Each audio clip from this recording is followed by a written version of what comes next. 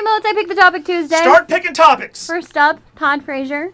Will we ever see him again? Great question. The guy is 7 for his last 14. Couldn't get a start last night. Scott Rowland goes 0 for 4 tonight. Scott Rowland plays again tonight. I don't know what Todd Frazier has to do. I don't know what Scott Rowland has to not do to get put on the bench and give Todd Frazier another opportunity. I don't get it. I need help with that, Linz.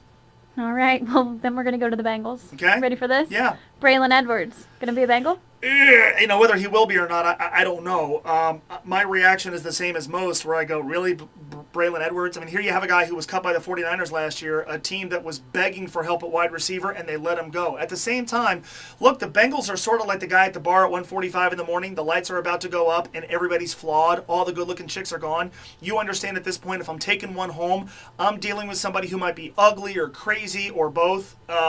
I'm getting something less than ideal. Braylon Edwards, if you sort through all of these less than ideal guys, might be the most talented.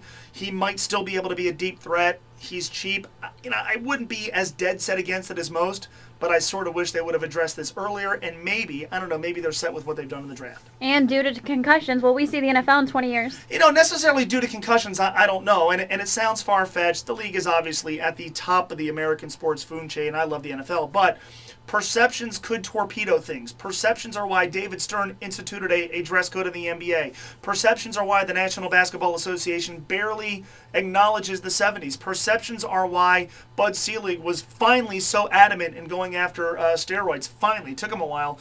Perceptions can kill something. I know it seems hard to believe, far-fetched, that the NFL could go away, but there's a lot of things that if you thought of them 25, 30 years ago would have seemed far-fetched, and now we've come to accept them. Boxing, gone from the mainstream. Sports, on cable, almost exclusively during the week.